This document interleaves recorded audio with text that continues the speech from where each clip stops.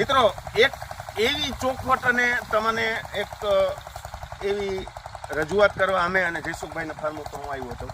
આ જે ગ્રાસ જુવાર ગ્રાસ કે જે 2 વર્ષ થઈ ગયા અહીંયા જયસુખભાઈની વાડી ઉપર વાવેલું છે, તો આને ઠંડી ગરમી આ કાંઈ નડતું નથી.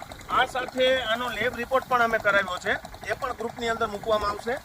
અને એટલી બધી ગાય માતા આ ખાય છે. અને જયસુખભાઈએ તો મને અહીંયા સુધી વાત કરી કે આને જ્યારે વચમાં વાઢ નહોતો અને બંધ હતું તો ગાયોના દૂધ ઘટી ગયા અને આને દેખે તે તો ગાય ઊભી થઈ જાય છે.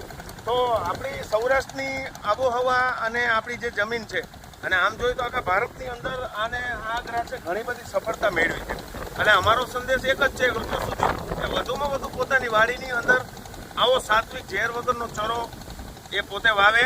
અને એની સામે હું આ તમને બતાવીશ કે જે આ ગ્રાસ છે, જયસુખભાઈએ કીધું કે આ નજીક આવતા આ ગ્રાસ છે જયસુખભાઈ, આના વિશે વાત કરો તો આ કેટલું ગ્રોથ થયું? આ અત્યારે ઉનાળામાં એક જ સમયમાં ગ્રોથ થાય છે.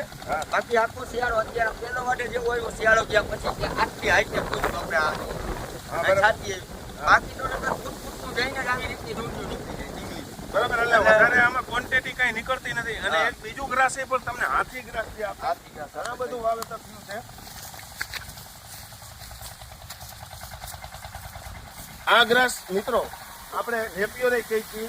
અને મક્કા, બાજરી, શેરડી આના કોમ્બિંગથી વિશ્વમાં ઘણા બધા દેશમાં આનું વાવેતર થાય છે. આ ગ્રાસને જયસુખભાઈના કહેવા અનુસાર એટલો બધો ઠંડીએ રોકી દીધું હતું અને ઉત્પાદન એટલું મળતું નથી. એની સાથે આની ન્યુટ્રિશન વેલ્યુ પણ એટલી બધી નથી આવી જેટલી આપણા જુવાર ગ્રાસની આવી છે. તો જયસુખભાઈ આ વિશે તમે માહિતી સમજાવો. આ છે ને આ એક મકાઈ ક્રોસમાં છે. આ લારું વગરનું છે, પણ આની અંદર કોઈ જાતના ન્યુટ્રિશન નથી. આ ખવડાવી તો આપણું કોઈ દૂધ વધે નહીં, કાંઈ નહીં, ખાલી ગાયું ખાઈને પોઈદરા કરે એના જે કામ છે. અને બીજા નંબરમાં આ શિયાળાની અંદર હાલતું જ નથી. આખા શિયાળામાં એક વાઢ આવે તો આવે ને ન આવે. આ ખાલી ઉનાળો અને ચોમાસું 2 જ ઋતુ હાલે.